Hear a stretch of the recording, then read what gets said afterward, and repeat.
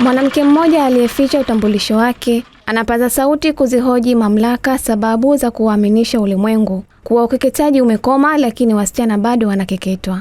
Ukeketaji wa wanawake umeondoka miongo kadhaa ya shinikizo la kuukomesha kutoka kwa wakoloni wa Uingereza na baadaye mashirika yasiyo ya kiserikali ya Kenya na kimataifa.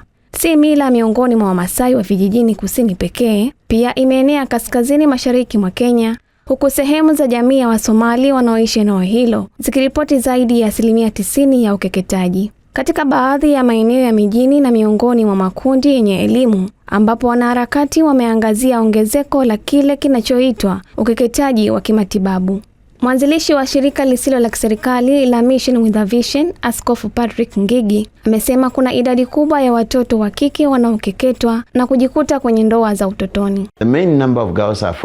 Idadi kubwa ya watoto wa kike wanaotoka katika ukeketaji na ndoa za utotoni, lakini pia tunao wanaoingia kwa sababu ya kulawitiwa, masuala ya ubakaji, masuala ya uzembe na hata mengine ambayo yamekuwa yakinyanyaswa katika familia. Kwa hiyo tuna makundi tofauti.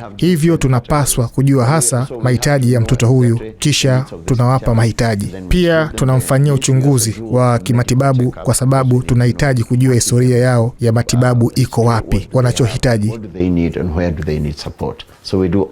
Utafiti wa serikali wa mwaka 2022 umesema idadi ya wasichana walioathiriwa imepungua kutoka 29% hadi 9% tangu mwaka 1998 kitaifa.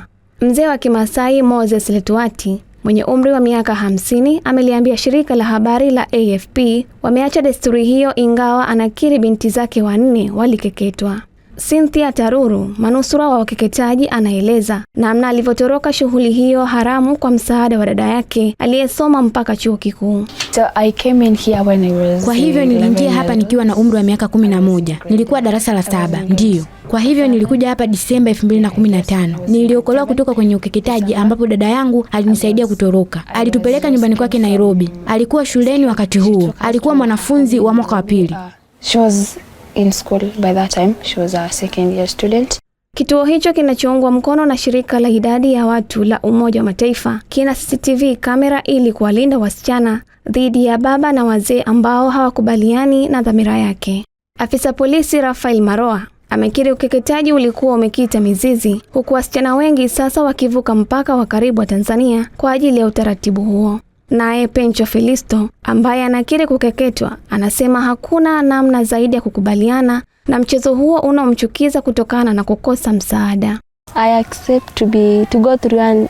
Nilikubali kufanyiwa ukeketaji kwa sababu sikujua nani anisaidie, lakini nilikubali. Na baada ya kupitia ukeketaji, kwa sababu sikutaka kuolewa kwa sababu nilikuwa mdogo. Nakumbuka ilikuwa Jumapili, na baada ya kutoka kanisani nilienda shule iliyokuwa karibu na nyumbani kwetu, na mtu pekee niliyemkuta pale ni matron, na akaniuliza ninafanya nini huko. Nilimwambia nataka niolewe na baba yangu anataka niolewe.